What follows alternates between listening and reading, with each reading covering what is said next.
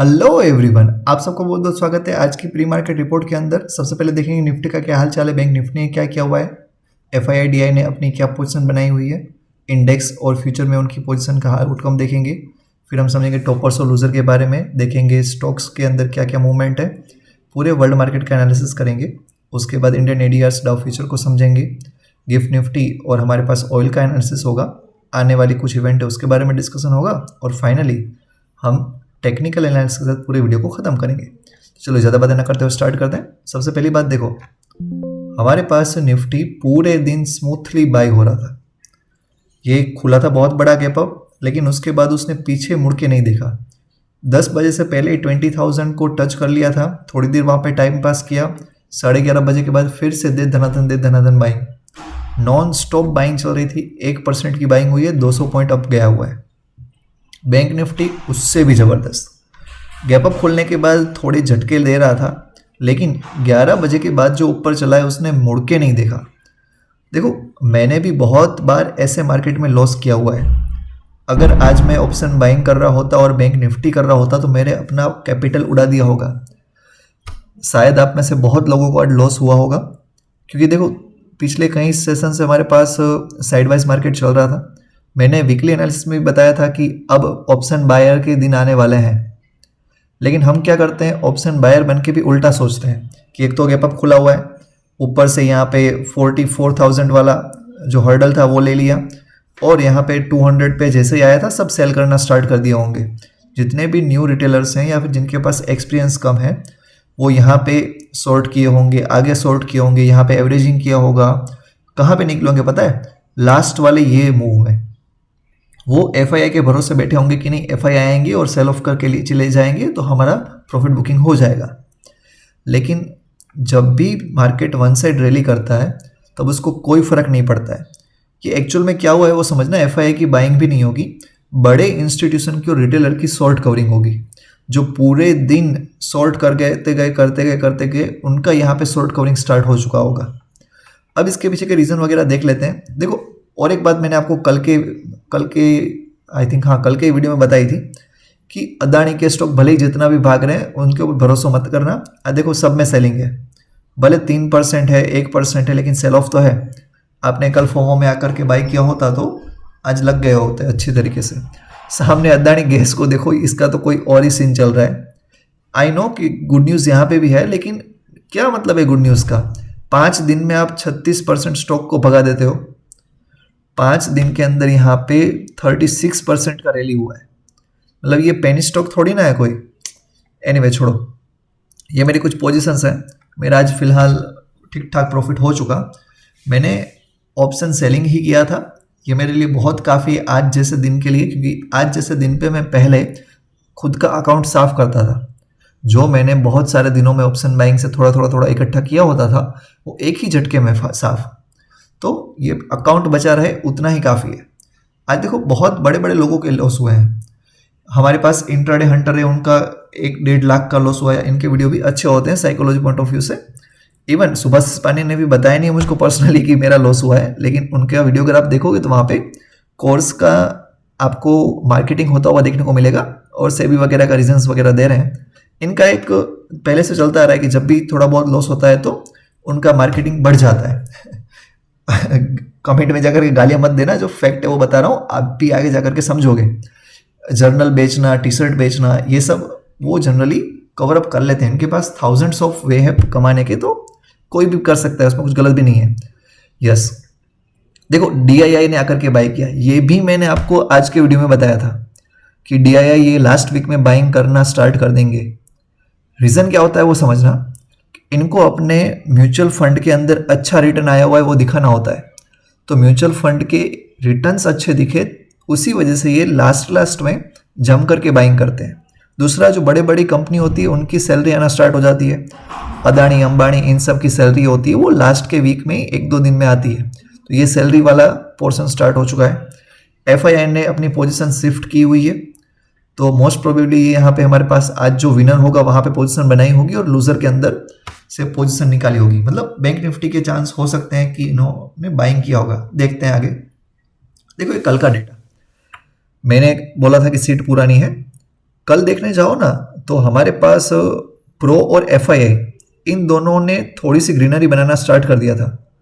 और विलन को ना पता है, प्रो यहाँ पे भर भर के पुट राइट किए थे, इन द मनी में जा करके राइट किए थे। एफआईआई के पास भी दोनों साइड की पोजीशन थी।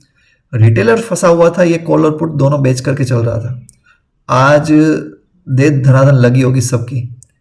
अब ये तो फिर भी ठीक है डेटा। अब मैं जो आपको दिखाने जाऊंगा ना वो तो एक्सट्रीम है। ये देखो, ये आज का डेटा बना हुआ है। प्रो 5.5 लाख से ऊपर चले गए हैं पुट राइटिंग में। उनकी जो कॉल है वो बाय किया हुआ है 90,000 का। अब अच्छी बात एक ये हुई है कि यहाँ पे एफआईआई ने अपनी पोजीशन बहुत ज़्यादा इंक्रीज नहीं की है। यहाँ पे इंक्रीज किया हुआ है, देखो यहाँ पे 376 था, यहाँ पे 303 बना था, मतलब यहाँ पे डिक्रीज किया हुआ है ऊपर से, जबकि यहाँ पे उतना ज़्यादा इंक्रीज नहीं किया। 18,000 था, अब यहाँ पे 63 पे पहुंचे हुए हैं। लेकिन oh my God, retailers Babbar शेर है, हिम्मत की दाद देनी पड़ेगी। आज इतना मार खा के भी इनको चैन नहीं है। ये पूरा नेगेटिव देख रहे हैं, ऐसा सोच रहे हैं कि कल एटम बम गिरने वाला है और पूरा मार्केट हमारे पास ग्राउंड में चला जाएगा, ये सब कल के कल करोड़पति बन जाएंगे। ओ माय गॉड, भगवान ही बचाए। कल देखो मार्केट ऊपर जाए ना जाए, मुझे इतना तो साफ दिख रहा है कि नीचे जाने वाला नहीं है। जितनी बार नीचे जाने की ट्राई करेगा ना, रिटेलर्स हैं वो सपोर्ट देते रहेंगे। कल ये तो अपना प्रॉफिट ही बुकिंग करेंगे, देखना। ये इतनी बड़ी पोजीशन बनाई हुई है, गैप अप खोल के पूरे दिन धीरे धीरे करके अपना प्रॉफिट बुकिंग करेंगे।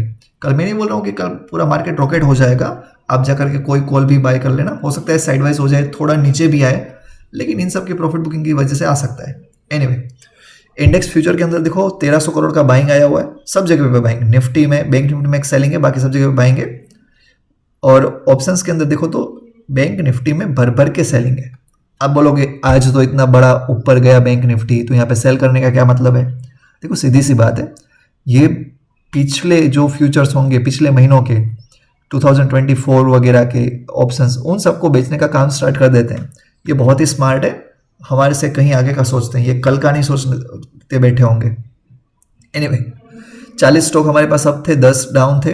रियल्टी और कंज्यूमर ड्यूरेबल्स सिर्फ 2 ही सेक्टर छोटे छोटे डाउन थे, जबकि बैंक में जबरदस्त बाइंग थी, आईटी में, ऑयल में, सब जगह पे बाइंग था। टॉपर्स में एक्सिस बैंक, पता नहीं चल रहा है, मैंने रीजन ढूंढने की ट्राई की लेकिन उतना क्लियर नहीं हो पा रहा है मेरे से। देखते हैं आगे कुल में क्या तो। और बैंक निफ्टी इतना ऊपर भागा हुआ है, देखो HDFC 2% भागना कोई हंसी मजाक की बात नहीं है। एक्सिस का भाग जाना तो ये पकड़ करके खींचा गया है, साफ दिख रहा है। अदानी एंटरप्राइज सेल ऑफ में होना ही था। ONGC, डिवीज लैब, इन सब में हमारे पास प्रॉफिट बुकिंग या सेल ऑफ आप बोल सकते हो। यस, ओवरऑल मार्केट अभी भी नहीं बढ़ा है। लोगों के पोर्टफोलियो उतना अच्छा परफॉर्म नहीं कर रहे हैं जिन्होंने मिड कैप या स्मॉल कैप लेकर के रखा होगा। 1300 एडवांस है, जबकि 1100 डिक्लाइन है। यहाँ पे 1:2 का रेशियो बनता है, तब ओवरऑल बुलिशनेस हम मान सकते हैं। यस, एशियन मार्केट देखो मिक्स था, रादर नेगेटिव था। इसकी वजह से भी बहुत ज़्यादा रिटेलर्स फंसे होंगे। हांगकांग में दे दनादन सेल ऑफ है, चाइना भी नेगेटिव था। एक हमारा अकेला इंडिया, मेरा भारत महान। एनीवे, यूरोप के अंदर फिर भी आपको फ्लैट से ही देखने को मिलेगा। जर्मनी का GDP का डेटा अच्छा आया तो वो भागते जा रहा है। अमेरिकन मार्केट्स फिलहाल पॉजिटिविटी शो कर रहे हैं, लेकिन हमारे मार्केट जितना तो नहीं, हमारे आसपास कोई नहीं है, सबसे आगे हम ही हैं। यस, यूएस मार्केट में देखो बॉन्ड यील्ड गिरते जा रही है, गिरते जा रही है। ये पूरे वर्ल्ड मार्केट के लिए अच्छा है। यूरोस, बाकी विक्स वगैरह भी थोड़ा थोड़ा बढ़ना स्टार्ट किया हुआ है। आज हाँ, हमारा विक्स भी बढ़ रहा था, तो ऑप्शन बायर को वहाँ से भी बेनिफिट मिल रहा था। मैंने पुट शॉर्ट किया हुआ था, उसमें भी मुझे उतना पैसा नहीं मिल रहा था जितना मुझे कॉल में देना पड़ रहा था। एनीवे, बैंकिंग 1% दिखा रहे हैं, आईटी भी 2% दिखा रहा है। देखते हैं कल गैप अप होता है या नहीं, चांस थोड़े से कम लग रहे हैं।